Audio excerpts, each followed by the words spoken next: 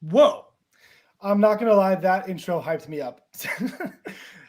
Today, we are going to be speaking with Hunter, otherwise known as the no handed shooter, a really skilled individual and an overall really cool guy. I'll tell you that when we first came up with the idea to be able to do the live stream, I told him about the idea of doing the thumbnail that we currently have, and I should absolutely be canceled for it. But super chill dude, super nice guy, and there's so much that I want to be able to speak about. And I think we're just gonna get right into it. So you want to maybe introduce yourself first? Well, what's up, everybody? Hunter, also known as No-Handed Shooter. Thanks for having me on. I really appreciate it. Um, I'm a 28-year-old competitive shooter. Live in Colorado currently, and just now making my way into the long range side of things. I've been a competitive shooter in the USPSA and three gun side of things for a couple years, and then took a break and got back into the long range side of it. Found my passion again, and here we are, sending them a long ways.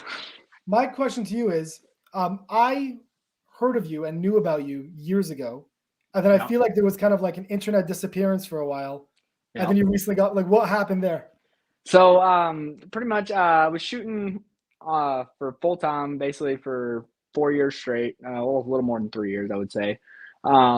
Every week I was getting more and more kind of burnt out, and then ended up having a bike accident after I got back from Russia from an IPSC match, and ended up ripping like the tips of both nubs off. So I had to take a 6 month break, and in that 6 month break, I started Twitch streaming and playing games and stuff like that, and just kind of decided to take that little route and see where it went. And unfortunately, it didn't really take off the way I wanted it to. But I'm also kind of glad it didn't, because I couldn't sit behind a screen any longer. I'm gonna be Always meant honest, to be, man. bro. It's That's the it's way it it's works. it's painful. We have Being we have a outside is person who where I'm actually meant to just be. asked, commented by internet user, said gaming live stream when. So I'm assuming that's not going to be an option considering you're not really going to go No, into that. I'm gonna do. We'll do a game night once a month. Threw up a poll on YouTube. It seemed like there's enough people that wanted to see it, so I don't see the harm in necessarily doing that. Definitely got a setup in there that needs to be used for something. So But no long time gig. This is not the long nah, term nah, gig. nah, nah, nah, nah. We're not gonna full time go back to streaming. We're staying in the shooting world now. It's where I belong. Glad to be back, and don't plan on leaving anytime soon. So I want to ask you. I think I want to start from the beginning because I think the Hmm. foundation of where all this begins is probably where we can actually build up to who you are and where you are now. Hmm. So like you had one video I'm pretty sure already went viral with talking about like what your background story is. So give us that background story. So yeah, so I was born 2.5 months premature. The doctors told my parents I wasn't going to make it 2 weeks. Go ahead and end it, save them a lot of time and effort, money, yada yada yada. And well, my parents were against that wholeheartedly. So um, here I am. They've always been a huge supporter for me doing pretty much whatever it is I could possibly want. I've always been a super competitive guy that's always wanted to do things that people tell me I can't do. I think a little bit of spite in there as well definitely helped me get to where I'm at today. So yeah, 2 months premature. So actually, it was born with clubfoot. I don't know the actual name for it, but that's close enough. And basically, what that was is my feet were backwards. I was born without hands, and then one leg was longer than the other. So what they ended up doing Wow. was breaking all the bones in my feet, cutting it off, and basically turning them around and sewing them back on. And they put a bunch of plates and screws in my right knee. I've had like 28 surgeries in total, I think. They took one of my toes off my right foot and put it up here on the left arm. It's supposed to be like a little claw thing, but I ended up slinging the cast off doing something, and so that didn't work. You made it worse for yourself. Oh yeah, and so now it just sits there, but it does all kinds of stuff. It serves its own purpose for sure. So definitely glad So it's there. you mentioned that. So okay. So I want to build up because I want to make sure I'm covering stuff. Mhm. So what was the like the what age was like your final surgery? Like you said, you had like 28 surgeries. Like how old were you as these things were happening? I mean, my first surgery was right out the gate. Like when I was first born, I was having Yeah. surgeries right out the get go. Luckily, nothing internally like organs or anything like that were wrong. It's all just like musculoskeletal stuff. So nothing super life threatening, luckily. But I had surgeries pretty much all the way out until I was 18, I think is when my last one was.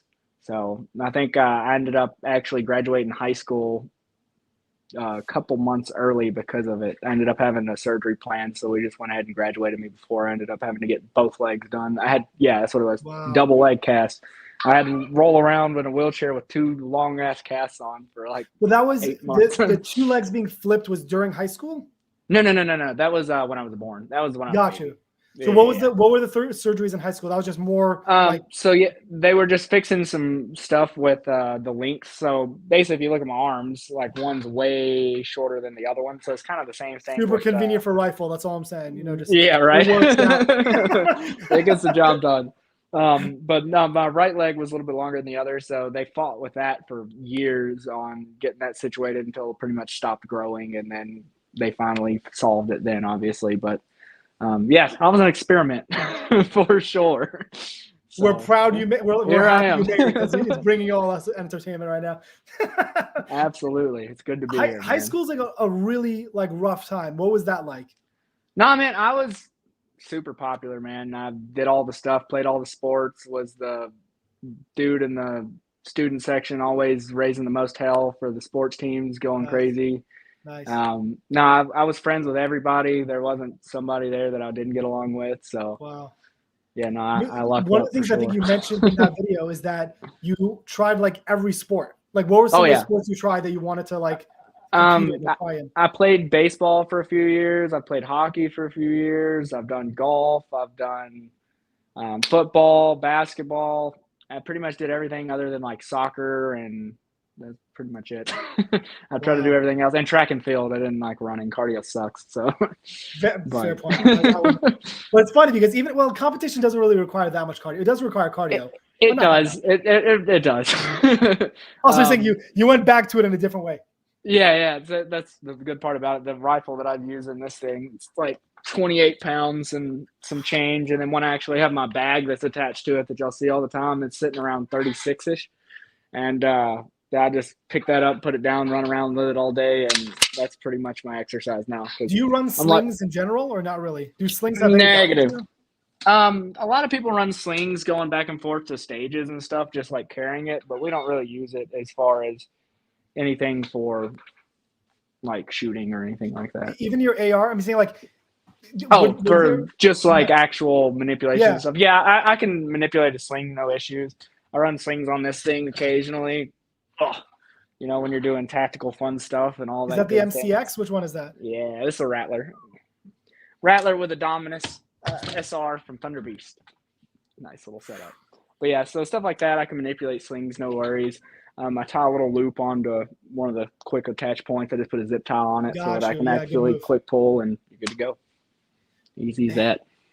So another question that came up that someone was asking is that the video that was showing how you run pistol, you showed you have kind of like a JB Weld style situation going on the gun, right? So have you ever approached a company or someone to make something more formal? Like, why stick to the JB Weld?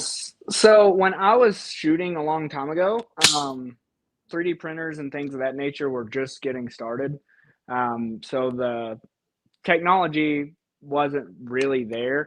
I mean, it was, but you were going to spend a ton of money on it. So I talked to STI. I used to shoot for them before they went to Staccato. I actually got to help build this pistol in their factory. It's the DVC Nubs edition. We were talking about building a few grips with the nub mount built into it, but it was going to be injection molded and it was going to cost hundreds of thousands of dollars. And am I worth that? No, absolutely not. So now you haven't really found a better resolution. Yeah, and so when I was shooting professionally for the 3 years that I was shooting, I was almost shooting 1,000 rounds a day for 3 days a week, every week for 3 years. And this thing is only where did that budget like come 5 from? times. Whoa. Most of it was provided, luckily. Oh my God!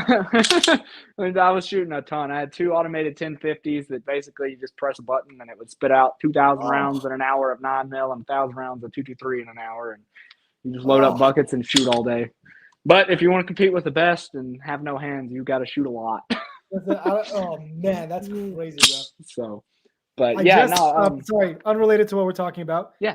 I got a text that your audience isn't getting notified. Do you want to try to see if you could add your social? Yeah. We'll just do a quick pause because I want to make sure everyone's being able to get involved here. Absolutely. Let We me still have see comments how I coming can in, so do we'll that. just keep highlighting people's comments as they go Cool. through. Stream this to your audience, add destination. I'll send it everywhere.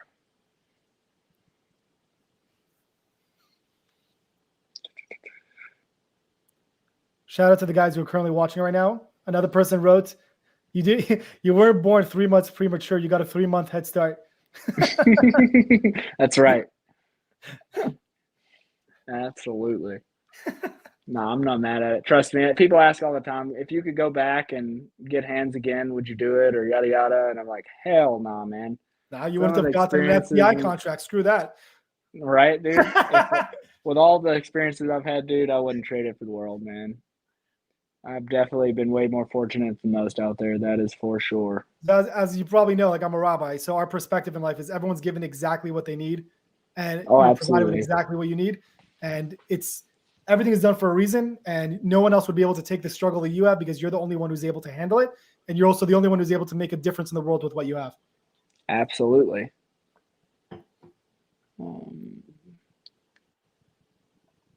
Start.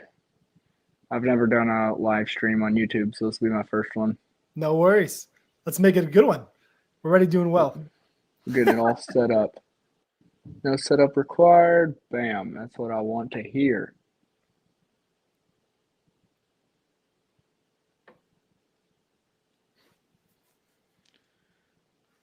Do.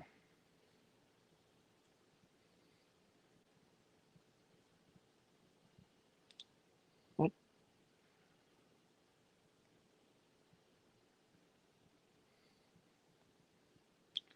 All right.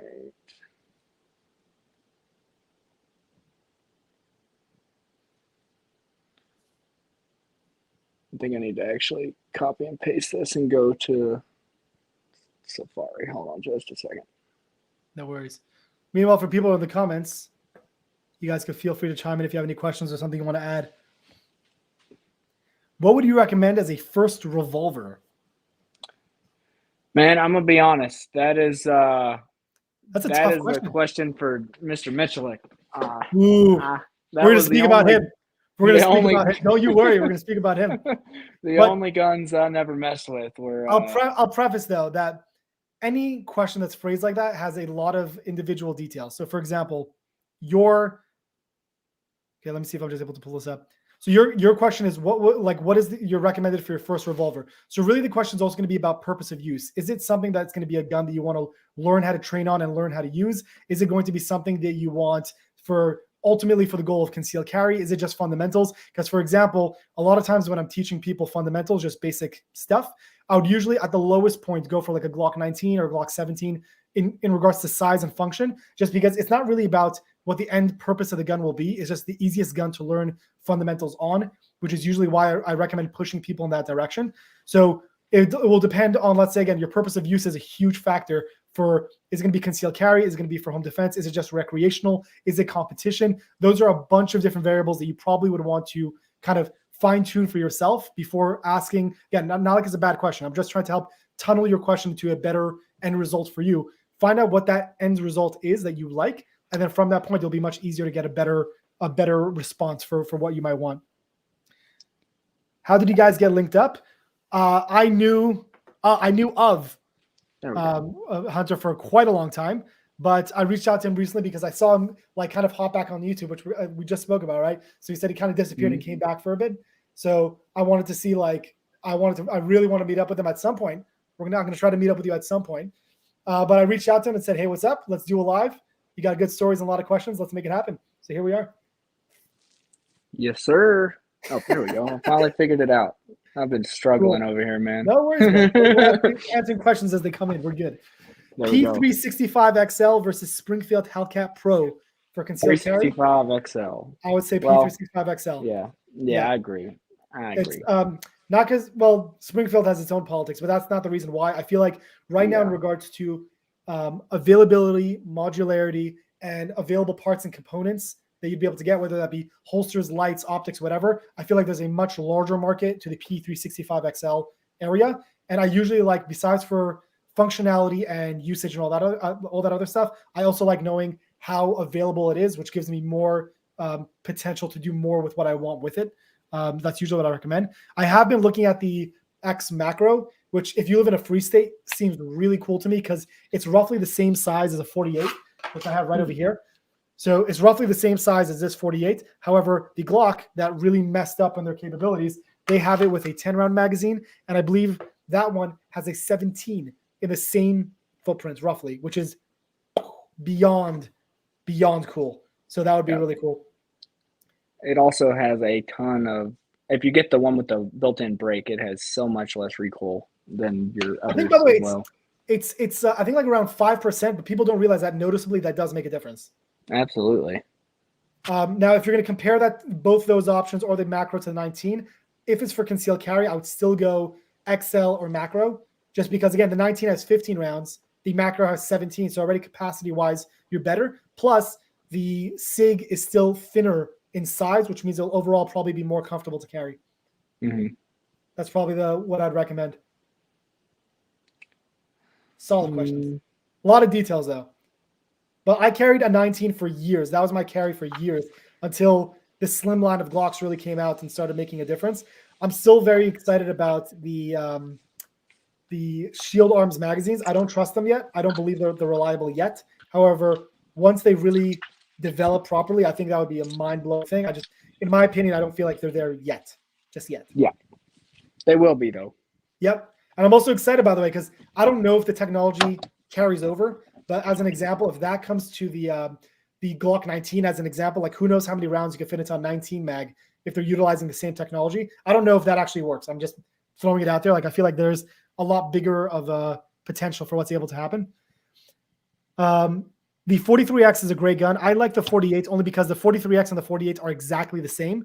The only difference is the barrel length. So for me personally, I like being able to have that additional velocity on a similar size package. Also, if it's going to be for concealed carry, anyways, the magazine is going to be the barrel is going to be in your pants. So meaning having that additional barrel length doesn't change anything with regards to how comfortable or uncomfortable it is. It's just in your pants. The grip is going to be the only thing that ever prints or protrudes, which is usually something to consider when it comes to concealed carry. But again, you have the same velocity as a 19 because the 48 and the 19 are the same thing, except the 48 is thinner. So same velocity as the 19, same ballistics as a 19, thinner package overall, same grip length, but thinner. So 43X, I would personally recommend going to the 48, but they're both fine. Like you probably won't notice that significant of a difference that it would matter.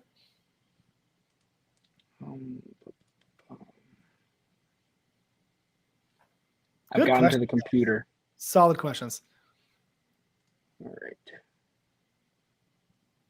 right. Questions for the chat. I want to know which state do you guys live in?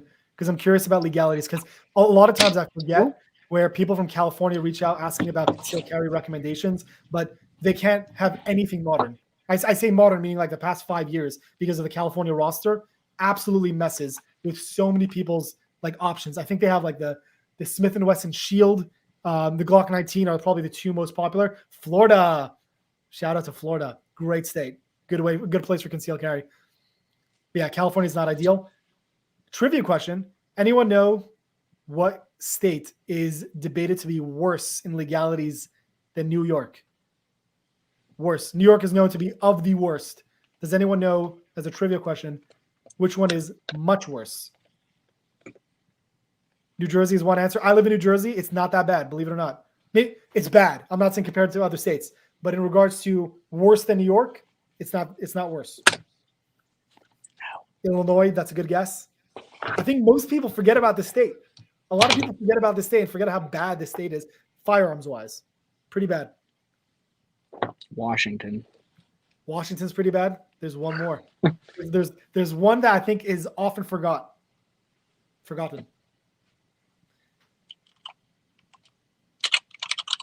New Jersey, not New Jersey. It's bad. Massachusetts, good question, good guess. And the answer is Hawaii. Oh yeah, that's terrible down Hawaii. there. People forget about Hawaii. Not a good state for guns. I'm gonna join it on my PC real quick. It'll be super fast. Let's see how this works. No worries. Here we go. Okay, I'm gonna remove you from one side and add you from the other side. Here we go. Cool. There you go. Hey, Your now I side should be able connected. to Everything's share. good It on was your end. not having it. Oregon is a good guess Now also. I But gotta yeah, take these out. Alaska's a great state. Alaska's a great state for guns. There we are. Say that again. You're all connected. Your side socials. Yeah. All set? Awesome. Okay, so we'll see Well, probably some more get people pop in. in the socials now. Stream this to your Okay, audience. we're still getting questions up. Someone asked, is it Palmetto State Armory that has 15 round mags for the 45, the 48, I'm assuming 43X? Let's see. I don't believe they have one. Meaning they might sell it. I don't believe that they have that offering specifically. Let's see here. Okay, now I can add it. There we go. Yeah. Should have started here. That would have been better. Oregon's going through some stuff, by the way. Is it Oregon? Yeah, Oregon and Washington State. Because for guys who like watch my channel, I did a video from Washington State with a company called Access Manufacturing. Awesome dudes, but I think they're moving one of their facilities out of there to be able to continue going. Shield Arms, yes. Shield Arms is the one that makes the S15. Correct. That's the correct answer. Also, hilarious screen name. I'm putting you up on screen. 1 second. Noob-crastinator. Does that mean you're very good at it or you're very bad at it? Because it sounds like you're noob, meaning entry-level procrastinator. Why isn't USCCA in New Jersey? To my understanding, New Jersey and New York both are not allowed to have insurance, period, because up until recently, you weren't legally allowed to carry. So their perspective was, why do you need insurance? And that's probably going to change soon. But up until this point, to my understanding, there was no requirement because why do you need it? So they kind of messed with people and said that they weren't going to do anything about it. If that's the question you asked, that's the answer I got. Let me grab my pistol real quick too, so I can carry that on. Look at you with multiple studios in your house. He can't hear me.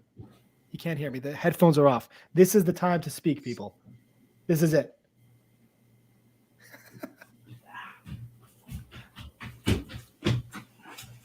Do-do-do-do! I didn't expect y'all to be coming into my nasty room. But welcome. Welcome to my humble abode. USCCA. I've got Tarkov. I've got everything. Some Labs key cards. People already asked for your gaming situation, man. Oh. So someone also asked about U.S. Law. To my understanding, U.S. Law Shield is the only one that is currently available in New York and New Jersey, I think.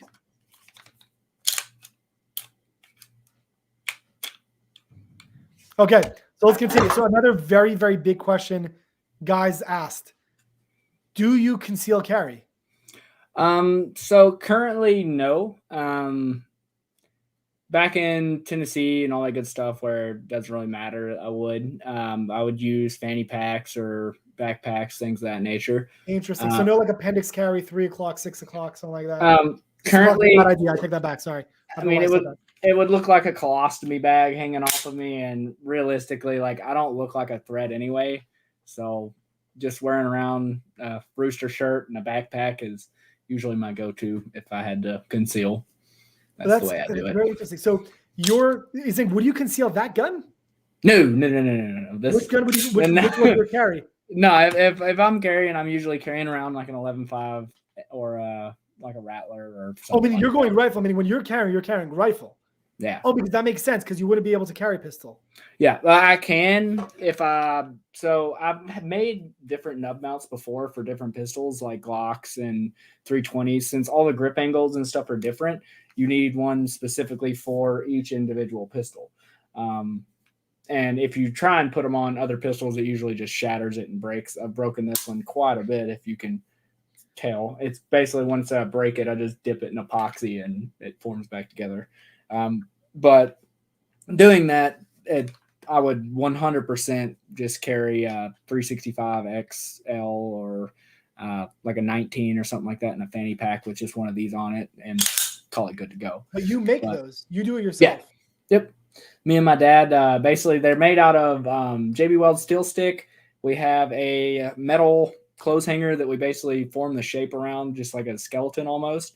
And then we just put that stuff all around it and then attach it with zip ties and a little bit of double-sided tape just to kind of cushion it and keep it from sliding. And that's all she wrote. That's crazy. One year I shot the NRA.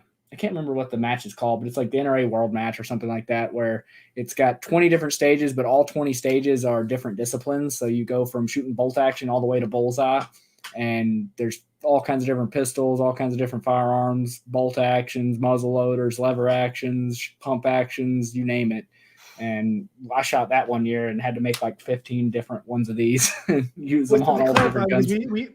Man, so would you be open to someone creating a better solution? Meaning, are you totally happy with this, or would you? Are you? No, I'm always down to change and upgrade things. So, coming from all the shooters that I've had the privilege of being around with, all the greats and stuff that teach and created the sports in general, they always are like, you never know everything, or there's never a right way to do something. You're always doing it wrong. If you just go at it with that mindset, you're always looking for new ways to go faster or new ways to take off an extra step or just anything like that. And when you're competing at the top of the game and stuff like that, then all those points and all those seconds really, really stack up, and you got to be able to constantly keep evolving because somebody else is. And if you're stagnant, then you're losing. So definitely down to trust Atomic Habits, where they say, like, in the book there, I think it's Atomic Habits, they were talking about how small percentages of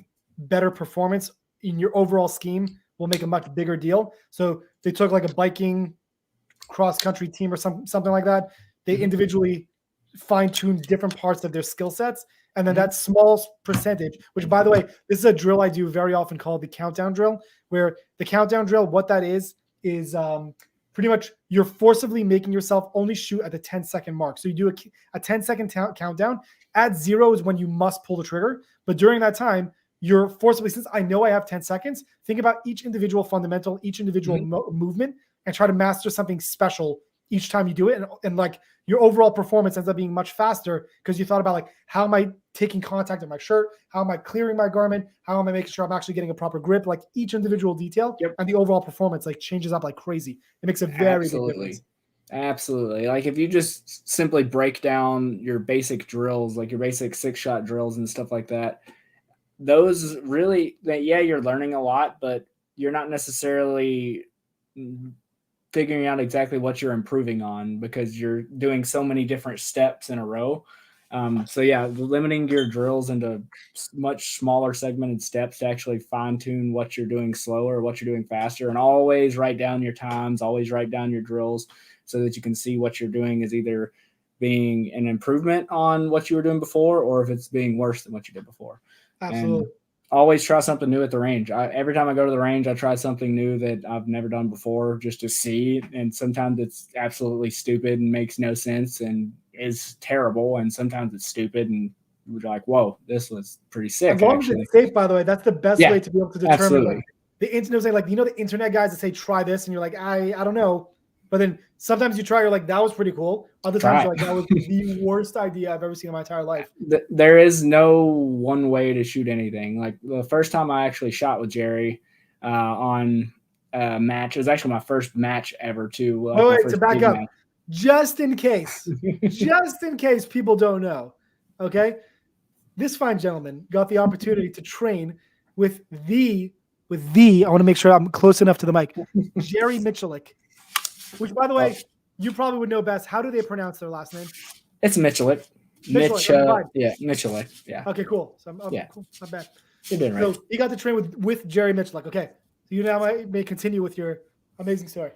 Yeah, but no, the first major match I shot, it was an all shotgun match with him. It was with him, Lena, and Miss K, and it was pretty wild because I actually really shot well that match. I ended up beating him on like 2 or 3 stages, and he came up to me afterwards because they didn't know who I was. No one knew who I was. It was my first time ever going to a match and doing anything, and just wham, bam, here I am kind of thing. And he came up to me after. He's like, we need to have a range session in my place soon because you've totally made me rethink everything I thought I knew about shooting because from that people say you have grip. I have grip that I have to worry about, or this I have to worry about, or blah, blah, blah. None of that matters at all, man. It's all just basic fundamentals. Put the dot on target, pull the trigger like you need to, and it's fine. But that's the thing, like, even like this is something that's a big deal also. For when I take people to classes that we're teaching basic grip as an example, right? I would tell them that generally the grip I'm giving you is kind of like the rough outline, but every person's hand size is different. The way they're going to perform is different. I had a lady who came who had like really had an injury on her knuckles, I think, which means her fingers weren't actually straight, which means her like it was kind of a curved angle. So for her, she's kind of adapting to the kind of trigger press she would have that would be entirely different. So for you, you've mastered what your skill set is for your specific abilities, which makes that overall difference. Yeah, absolutely. And like, I've helped teach a lot of classes from junior shooters, female shooters to full-blown professional shooters that were all just messing around and teaching each other new things. And there's never a one way that works for everyone. There's never going to be something that works for you. It's going to work for me, or it's just going to be something that works for you that works for that 4'6" old lady, or works for you versus a dude that's 6'8", 300 pounds. He's going to be able to do that a lot different than you are. And shooting, that's the coolest part about shooting, in my opinion, is there's so many different firearms out there. There's so many different disciplines out there. And there's so many ways to do everything out there that there's something for everyone. You just got to figure it out and send it. What's up, Justin? Thank you for joining. Someone asked about the gas mask in the background. That is from a company called Parcel Safety. You also, you have another mask. Excuse me. That's an Inosuke mask. About me. I thought I was cool. You couldn't even see that. Oh, yeah. I thought I was cool for this much. Oh. That's a Inosuke. I got Shin from Adoro. There's Denji from Chainsaw Man. Yeah, I'm a bit of a weeb. I play with guns and watch anime. It's a fun time. It's fun times. Okay, so you mentioned earlier also that you gave a class for people who are, I guess, in a similar position for you, whether it be their hands or some kind of disability of some kind, or better ability, because you outshot Jerry Mitchell. So excuse me, I take that back. Okay. And how did that go? What was that like? Like, what made you decide to put that class together? Yeah, so it was this company called Nubability. They invited me to one of their camps. It's a limb different camp is what they call it, for people with disabilities, missing arms or legs and things of that nature. And they do all kinds of different outdoor stuff, like all the sports that you can imagine. And they do bow shooting and fishing and yada, yada. And they reach out to me to do a firearms course. And yeah, we had a fantastic time having a bunch of kids playing around with 22s and smacking steel. It was awesome. The smile on kids' faces when they knock down steel for the first time is always just awesome, man. Oh, man. It's always awesome to see how. So being born with no hands, I mean, I just do everything, and like it doesn't really faze me. I played video games competitively for game battles and stuff a ton back in the day. I've played every sport out there, mostly competitively. Once I started getting a little older, obviously it kind of faded out just because people are double my size and doing a whole lot better physically for that kind of stuff. So like football, baseball, things of that nature, I'm out. But yeah, and I've always just kind of full send it, and watching somebody else in a situation like that is kind of cool. Like you were saying, watching me just spin on a suppressor a minute ago was super awesome. I'm like, just spinning on the suppressor, again, man. But to me, I was the same way. I'm like, wow, this is kind of cool. So. Again, but that's the thing for you. It's like, it's just a part of your life now. But for me, it's such a concept, because so many times, I'll give an example. There's so many times that like I'll give a class and I'll tell people, do you know how to clear a double feed malfunction? And they'll say, yeah, no problem. I said, cool. Now do it one-handed. And they're like, just, no, but that's the thing. For you, you're like, oh, because I freaking had to do this the entire time, right? But like for anyone who doesn't understand like how valuable what they have is, it's absolutely astonishing. It's really cool. Oh, absolutely. Like even seeing people worse off than me doing things that I didn't think they would be able to do, you're just like, whoa. But because even it's life, man. Week, we set up a test live just to make sure that all like the mics and everything were working, right? And then during that, like while we were setting up, I just see you like pick up a cup of like something, like a glass cup, and just drink it. I was like, yep. It's very cool. It's very inspiring. And now I'm gonna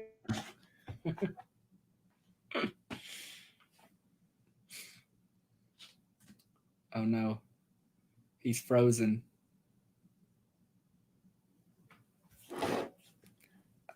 No. Did we lose? What was that? We just lost connection for a second. You good? I see a cat. You see me? Nah, there you are. Okay. I don't know what that was. There you are. You're back. The question I have is you tried a lot of things competitively. Mhm. Was there something that you tried and like specifically because of your situation, you felt like it wasn't realistic? Like it wasn't capable of being done properly? I mean, to a point, like yes and no. I mean, like I was saying, was growing out of the more competitive sports and stuff like baseball and football and things like that nature. Obviously, a freshman in high school is not going to be that's literally like 4'6" and maybe 85 pounds. Yeah, I'm going to keep playing big boy sports. Yeah. But no, once I started doing stuff where it's more in my wheelhouse of like the physical capability, I would say honestly my size would be more of a limiting factor from the things that I've done than the hand abilities and stuff like that. Yeah.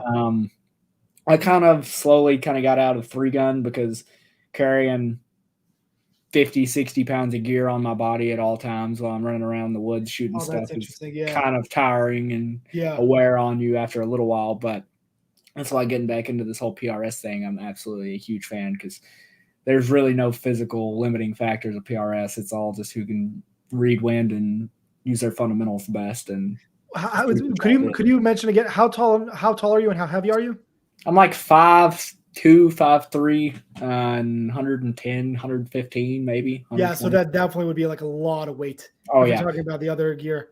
Oh yeah, and just carrying my PRS stuff, which PRS precision rifle shooting, those that don't know. So that's my bolt action rifle and tripod, binos. Oh, we're gonna nerd out on that in a second. Oh, all that stuff. I think all of my kit, by the time it's said and done with ammo, my bags, my backpack, all that stuff, I'm close to like 85 pounds walking around. And there'll be some matches where you'll go freaking 3 miles and man. It's painful, man. Oh God. But it's a good time. You gotta send it. So, but no, realistically, I haven't had too much that's just taken me out. I've done all the sports. I've done MMA. I did that for like 4 or 5 years. Really good at grappling. Done that's interesting. Stuff, mountain bike riding. I did downhill triking. How do bikes work? Do you have a similar like JB Weld setup on bike handles or something? So for actual just 2-wheel bikes, just cut a like vitamin C pill bottle off. Like I cut the bottom of it and I just stick my nub in it and just tape it down and go. That's called redneck creativity. Don't lie about that. That's exactly what it is. Absolutely. Redneck engineering, baby.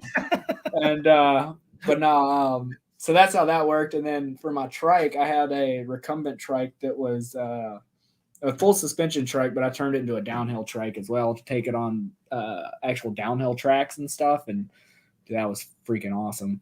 But that I modified all the stuff to where I was able to use it without having to actually do anything weird and stuff like that. But that's so interesting. Yeah, it's cool. That was fun. For me, this is like a big part of this conversation is like me figuring out like you're creating a thought process of how you're able to do things differently just because like that's what you got going on. Oh yeah, and I mean most of the time I don't even really have to think about it. I just kind of have an idea that pops into my head off the start. And so here's another random question. This is not comparable to your situation at all. Just giving like a build up to a question. So a few years ago, probably more than a few years ago, I broke my ankle. But at the time I was like out of state and there was a bunch of stuff with insurance, or whatever. I pretty much never actually got that properly fixed. So what ultimately ended up happening was that it healed, but it healed incorrectly. So my doctor told me that pretty much if you want it to heal correctly, we have to re-break your leg and then recast it to re-heal and whatever it is. So they said, unless it's something that will bother you often, it's not really worth like going through that process. So with that being said, because of both your legs going through that surgery and like the height difference and things like that, do you have like some kind of like stamina lowered levelness because of like over long periods of time pain or something like that could end up popping up? Yeah, so absolutely. So I don't have ankles either. So once all that stuff was messed up down there. No, so basically all the bones down there just fused together, and they just broke them with hammers and glued it back together in some way. So yeah, I don't have any ankles. So I actually have a significant amount of pain in both the left foot and the right foot where the ankles are. It's just like, if you could imagine if your foot is a 90-degree angle, right? So where it's connecting is just two like railroad stakes that just push into some meaty material that stabs it all the time. So that's kind of how it feels most of the time. So I actually ended up trying to go to the doctor one time to talk about getting both of them amputated so I could just have those springy legs that were robotic and stuff. It's pretty badass. They make some cool stuff these days. I've seen some cool ones. Some people get them bedazzled and everything. Absolutely, dude. They make some cool stuff. But I ended up not doing it just because I was like, I don't want to wake up having to go pee in the morning and just eat shit one day. And so I didn't do it. But definitely should have, because it would have been much better. I'd get about, 4 or 5 inches taller, and then probably like 5-6 mile an hour faster. Listen, even with my height, that's seeming like a really great idea. Absolutely, dude. I'm starting to consider it's a pretty bad idea. Full send at this point, yeah. If I would have had that go over now versus like 5-6 years ago, I would be full sending right now. But right now, that's still like within your decision. Like, you're not planning on doing that. Nah, I'm not too worried about it. I've had pretty high pain tolerance at this point in life, so just deal with it, full send. And so what that means is that you don't have a bend. Meaning you're not able to create a bend. So like, what's running like? Because when I saw videos of you running in competition, it looks fine. It doesn't look particularly. So imagine you're on your heel the whole time. It's just your heel is everything. Your foot wants to point up in the air, but your heels are literally your own. Is that noticeable in videos if I go back and watch videos? Oh, probably. So if you watch me shoot and like I have a shitty stance and I just like do some stupid shooting instead of actually like trying to do drills, you can notice the difference in my videos from me just shooting randomly versus actually trying to shoot a stage or shoot drills and stuff like that. My stance will be totally different. And if I'm starting to fall back, you'll notice the whole teeter-totter because I'm just bouncing on a Also, recoil control is totally different. Yeah. So yeah, if I actually gauge? It's the same. If I don't back it up, I'm gonna fall over. Like a teeter-totter. But yeah, no, I can handle 3.5 like turkey or loads and a goose gun like this. But that's the thing. People aren't even considering that. Meaning, like, a stance is something that I usually put a lot of emphasis into, because people usually don't start with a good stance. But your starting stance is on your heels. Yep. That's awful too. No one wants to stand on their heels. I want to be on balls of your feet. That's what I wish I could be. Oh my God, that's crazy. No. So if you watch me shooting on the move, it's just like a ding, ding, ding, ding, ding. Like, there is no smoothness about it, man. So when I'm on, it's on, and when I'm off, it's off. So what you're telling me is you have to get one of those like rubber ducks, not rubber ducks, those rubber chickens that are very popular right now. Exactly. Do a full set. Dude, I want to see that. I would win with that too. If I just take them like above my heels, dude, I wouldn't touch a single one of those things. I was going to mention also about it. A part of what you do that's so impressive is not just because you're a guy with no hands who shoots. You're a guy with no hands who shoots really well. The video you put out with the shooting without an optic, that's not like a regular thing that people get. Like, training people basic fundamentals to shoot is. What happened with that? Nah, dude, I've broken so many red dots in my day. So which optics are you running? I've broken every red dot. There's not one out there that I haven't tried, and there isn't one out there that I haven't broken. Any specific reason? Like, what causes that? Well, I take that back. The MPSs and the acros and stuff like that I haven't messed with too much. But no, it's just the actual recoil impulse of a shotgun and an open gun, man. They're just so freaking violent, and they just eat red dots for breakfast. When I was shooting for Vortex, I remember at one point in time, I ended up sending back like 12 red dots at once just because I had so many. With my shotgun at one point, I was literally having to carry red dots in my bag for extras and then zeroing them in between stages. And I got so good at zeroing my red dot just by pointing and not even shooting it. I was able to mount up a brand new red dot on my shotgun in between stages and then shoot a 100-yard slug on the next stage and hit it first shot. I was just like, yeah. They're like, how do you do this, man? But I've broken so many red dots, dude. I'm worried people don't understand how cool that is. Yeah. I've just had to do it so many times, man. And I'm not the brightest fucking crayon in the crayon box. So when you see me at matches, I'll be doing my stage prep, and there'll be sometimes I don't even turn my dot on. So I'll just pull up and I'm like, well, I'm shooting without a dot in the stage, and just continue on. And then you'll get me to a reloading point or some point, and I'll be over here smacking and then going. And yeah. Meanwhile, I'm out here shooting 50 rounds to get my pistol sighted. And thank you very much. I appreciate, making the rest of us feel bad about our poor skill sets. Oh, I love shooting pistol without a dot. It makes me feel good sometimes. I used to practice it just because my stuff was going down all the time. It's a good thing to know how to do when you don't have a dot. So what's your like you said that I guess pretty much you're often carrying a rifle in some format for your everyday carry. What rifle are you carrying? Typically I don't really carry one very often, but if I ever do, it's going to be either 11.5 AR LPVO of some sort with 5.56, obviously. LPVO, you said? Yep, I'm an LPV guy or LPVO guy through and through. Which LPVO do you prefer at the moment? I haven't found one that I just love yet. By the way, I'm getting one in within the next 2 weeks. I'm going to test also, but I'm on the same boat as you, because right now, for example, I'm about to sell, or I'm currently selling my Vortex Viper PST, and it's because of the bigger issue. The two biggest issues I'm usually having with LPVOs is weight. So to any platform, you're just adding at least a pound in most cases. And the second thing is going to be you can't really use it like a red dot because most of the time their battery life is not great. So either you have to have a great prism or a great etched reticle of some kind, or you could have a good brightness, but like it won't last very long. Yeah. So for LPVOs, personally, for 3-gun, that's all I've ever ran. So, and they're extremely useful. I mean, I can take my 11.5 AR out to 800 yards pretty consistently. Oh, man, so bro. I'm just like, why would I put a red dot on my gun when I can shoot this thing that's this big out to 800 yards? Wait, so which LPVO are you currently running? Which one is that? I run a Mark 8 Leupold with a H59, 1-8 first focal plane. I've got a EOTech Voodoo 1-8 second focal plane. I'm very intrigued by that one. Is that at 1x you have like almost like a circle dot reticle? So this one is the one that's kind of similar to the Razor in a sense, where it's got a fire dot in the middle, and then you have a fixed BDC. I'm not a super big fan of that, I'm gonna be honest.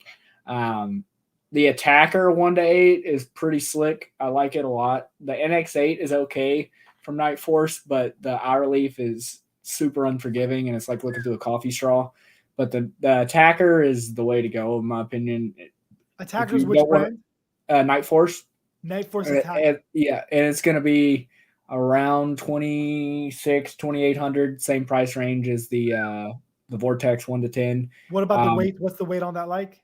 It's not light, but like I said, I like glass. I'm more of a glass guy than anything. I would rather, honestly, so this is, I'm not going to say the price of this whole setup because it hurts my soul, but if I had to choose between this rifle and like say a Vortex 4.5 to 27 versus like a Savage Match 110 with a MDT chassis and a Zico, I would probably be picking the Zico every time. Glass is everything in my opinion. It makes the shooter so much better when you can actually see. And even with LPVOs, it's the same thing. You can use it for both identifying targets and things of that nature in an actual tactical sense, or from a competitive sense. It's extremely viable for all situations, from clearing shoot houses, having targets 1, 2, 3 yards away, then literally engaging targets out to 6, 7, 800 immediately. I really want to love LPVOs, but I'm currently kind of like on the LPVO journey where I'm not happy yet with what I've tried. And generally speaking, also because of the state that I live in, I have to shoot 11.5. Sorry, not 11. Well, I wish I have 16. To shoot. I'm 14.5 pinned on the lowest end. Which means that I'm limited on my options in weight already. So if it was 11.5 and whatever, I could push it, probably add an LPVO depending on the weight setup, whatever it might be, but still not like there yet. So someone also just asked, 1 second, sorry, let me pull this up. Where is this guy? ever run a BCM or have any particular brand you gravitate towards for AR? Currently, for me, I'm a pretty big fan of Aero Precision just because their price is good. They run nice. Like this is my current primary rifle is an Aero Precision setup. BCM I know is really good, but like oftentimes they're not always in stock. Like I'm currently looking for the enhanced lightweight uppers from BCM, and like I don't know when they're coming back in, but that looks like a good option. I just haven't run them enough. So those are two that I like. Also, the Aero I'm gonna get Precision my comes with 11.5. pins. What was that? So I'm gonna grab my 11.5 real quick. Oh, do it. So for me, again, the Aero Precision is usually coming in at a very decent price. They come with the option to have it pinned and welded from the factory, which means, as an example, I'm literally researching this now.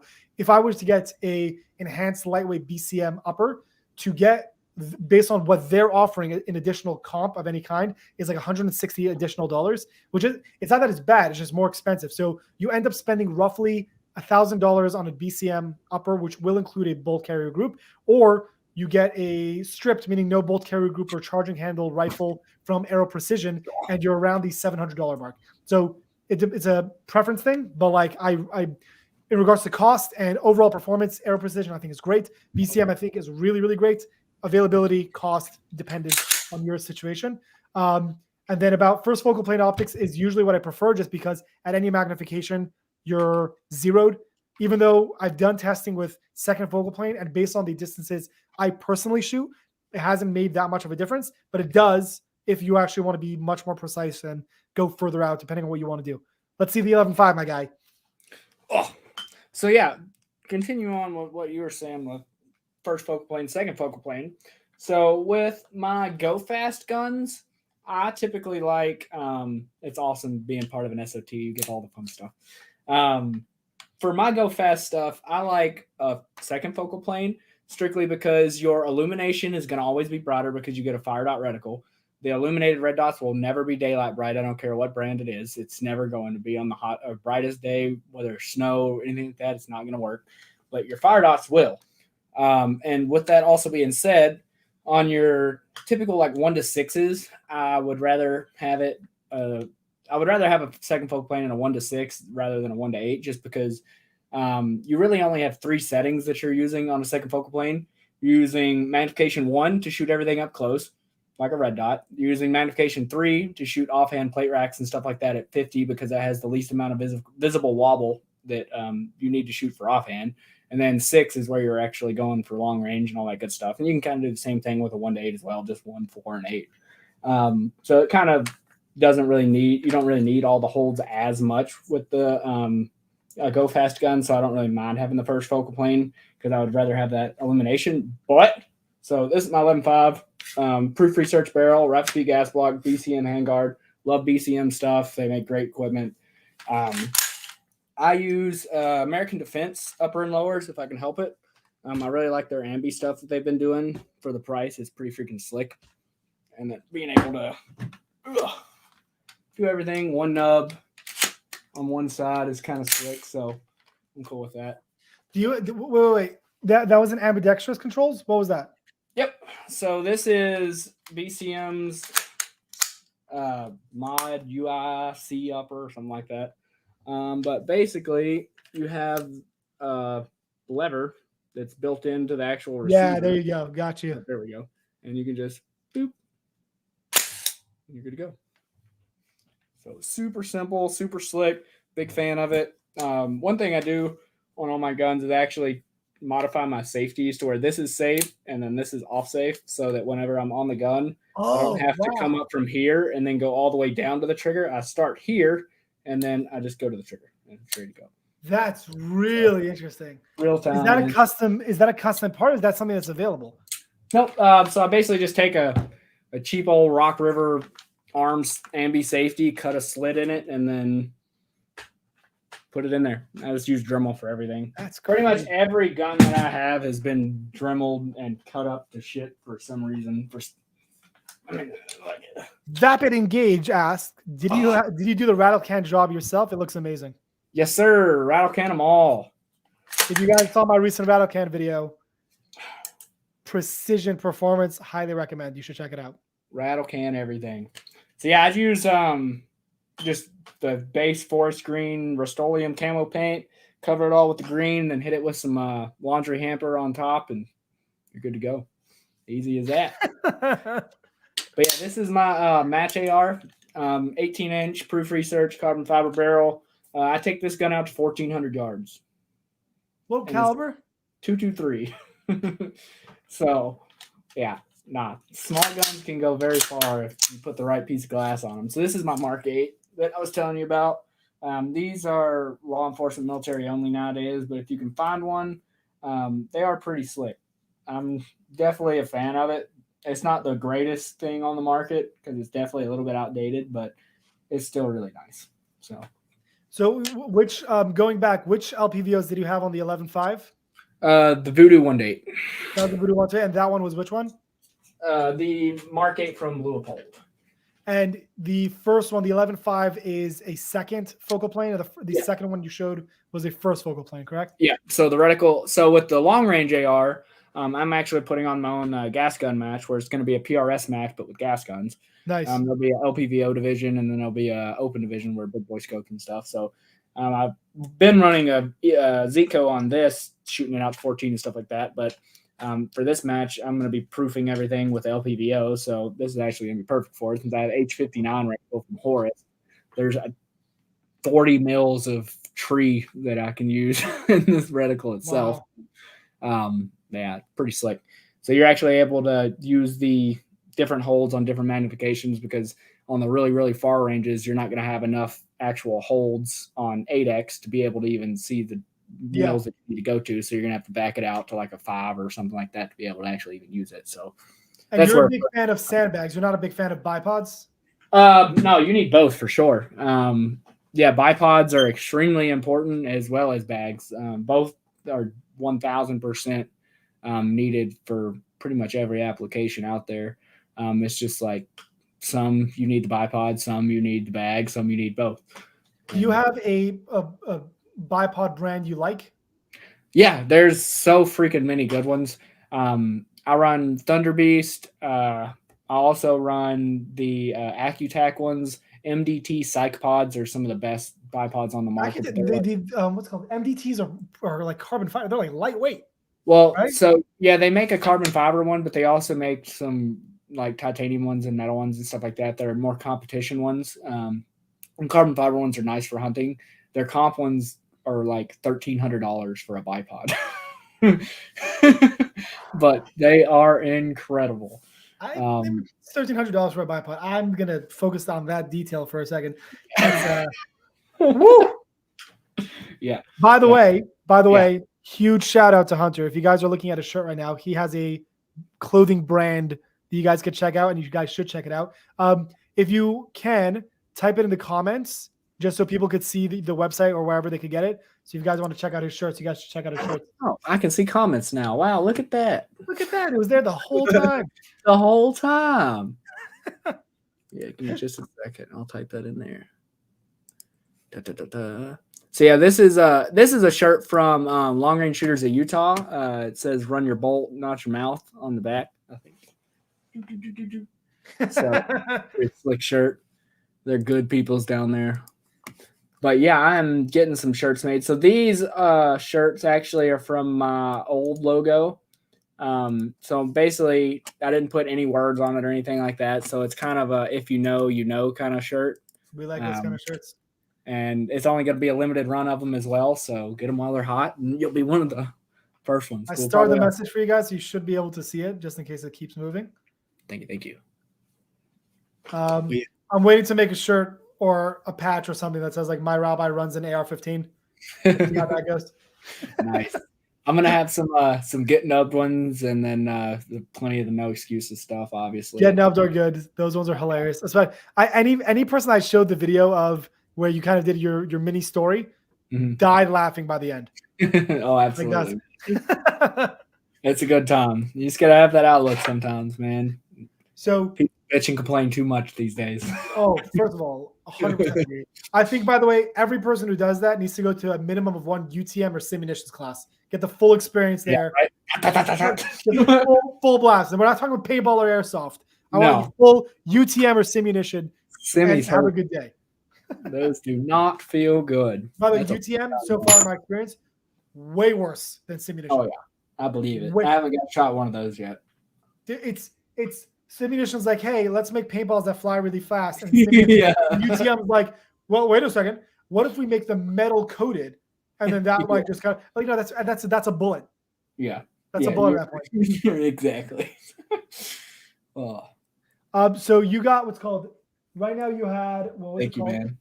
The UT. You have the what was it called? The MDT. You said was one of the lighter ones, but they do have ones that are more competition oriented. Yeah. So this one is. So if you really want to see something stupid, so just this piece up here, this clamp piece that you actually. Boy, Area 419. Well, no, this one's really right stuff, but just this clamp alone was $180. Yeah, that makes So it's so stupid. It makes no sense, man. Where that drives me nuts is guys who want to get into night vision, right? They're like, you know, don't even. Let's say some guy, which we all dream of it, get involved, and we're like, you know what? At some point, I could afford the tubes. Then you think about just I think it's the Wilcox mount to attach to your helmet. That mount costs $500. Oh yeah, and then you got to get the attachment piece that goes to that, and then that's another $150. And dude, it never ends. I did every budget I could. The lowest number I was able to realistically find to have a complete night vision setup was 10 grand. Oh, absolutely, yeah, and that's a definite lower end one. Yeah, I mean it's still nice. But I'm pretty sure that's single tube and all the basics, Alibaba level stuff. It's painful. That's the cool part about long range is you can still get into it for cheaper. Obviously, like you can still go out and buy like a nice Arcan optic for $600 that can get you in the door, and buy a nice comp rifle out to start, like an Arrow Solus or something like that, and start shooting. But it's going to be a lot harder to do it consistently, if that makes sense. I believe truly, you tell me if this is wrong. I believe truly when it comes to the PRS world, it's a much more focused point on skill set than anything else. Meaning there's a lot you could get away with, not equipment wise, but skill set wise. Yeah, because usually all the rifles are going to shoot about the same realistically when it comes down to it. Like we're all shooting about the same the same bullet. We're all shooting about the same speed. We're all shooting about the same groups. It all comes down to if your equipment holds zero and does all the stuff it's supposed to, which if you that's a base standard, it should obviously do that. So we're taking out all the malfunction side of it. And then it all basically just comes down into knowing your dope, knowing where your bullet's going to hit, and then being able to fit in weird positions, which that's the hardest part because all these guys can go and lay down and shoot prone at 1,000. They can shoot at a mile. They can shoot 2,000. But what caliber, by the way, is your bolt guns that you run? I'm running 6.5 Creedmoor and 6 Creedmoor. And then 223 as well. And 223. It was 6.5, 223, and what? There was another one? 6 millimeter? 6 millimeter Creedmoor. Got you. Yeah. So it's basically just a slightly smaller diameter bullet, and they both have good. The 6.5 and the 6 millimeter have great BCs, ballistic coefficients, things like that. Great, really round. It's always also impressive to see 223 going 1,000 yards. It's like it's possible, but it's still impressive. Absolutely, yeah. No, like I take that out with the gas gun. So, but you put an actual bolt gun in with 88s or some 90 grainers, dude, they're competing with the people. I don't even think I've ever seen 88s or 90. I don't think I've ever seen. You won't see them in factory ammo. You have to load it yourself. There you go. Because I know like 77 grain, things like that. I think it's probably the highest. 77's the biggest you'll see in stores. You might see some 80s, but yeah, typically. I had no idea 88 or 90 even existed. Not gonna lie. What twist rate are you running for that? 7s. That's nuts. Yeah, I run 2-3 wild barrels in all my ARs. I don't run anything. 1 in 7 is enough? Yeah. I run 1 in 8 twists on all my stuff. And 1 in 8 twist does 77s, no issues. But yeah, when you go up to the bolt action, you typically want to go 1 in 7 just because. I think most people out there are still shooting the wrong twist. Like I know I'm shooting the wrong twist. I'm generally shooting 55 grain, generally. So for 55 grain, I believe I'm supposed to be using like a 1 in 9, but 1 in 7 is most commonly.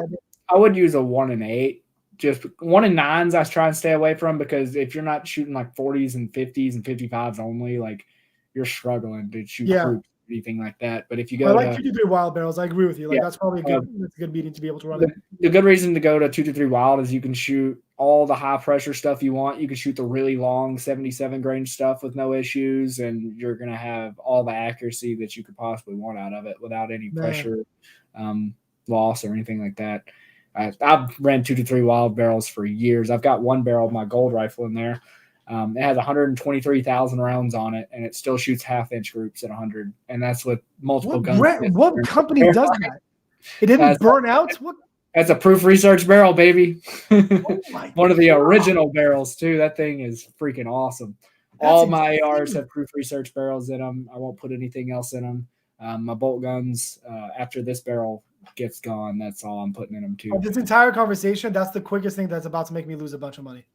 Proof Research barrels now. That's the plan? That's what we're doing? Oh. I'll send you some groups of my 18-inch gun, the one that I shoot matches with.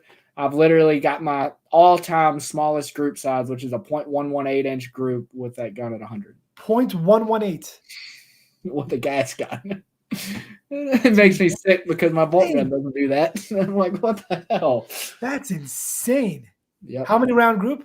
5. 5-round group.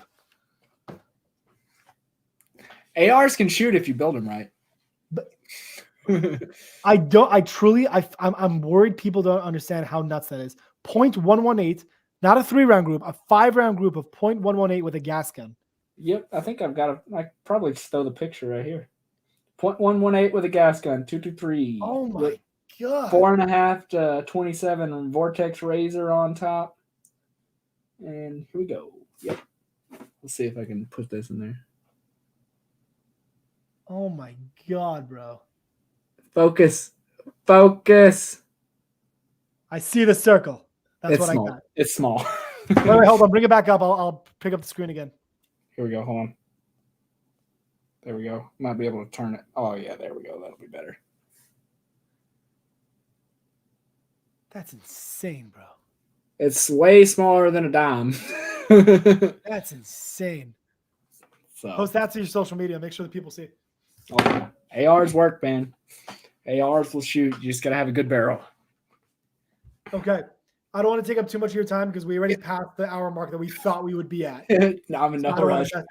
So what I think we'll do is I definitely want to do another live. I'm sure way more questions are going to come in that we probably want to address, but super appreciative of you taking the time to speak to me.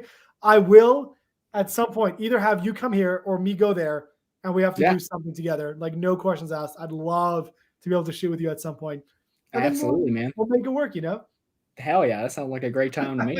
Definitely looking forward to it, man. Always on the range. Okay, so everyone, please make sure to subscribe, which, by the way, you, like 2 months ago, were way below me and then posted one video and you wiped me. So I had like 288 subs, I think, 3 weeks ago. You're like at 83,000. Yeah, dude, it came out of nowhere. I've been doing stuff for so long. Good for you, one cares. I post one video of me shooting into the dirt and people lose their mind. Like, okay. So everyone subscribe to me because you guys are probably already subscribed to him. I'm fairly confident about that. So love you dearly. Help. Okay. Thank you guys very much. Have a great night. And we're definitely going to do another live at some point here with the no-handed shooter. Thank you guys again and see you guys soon.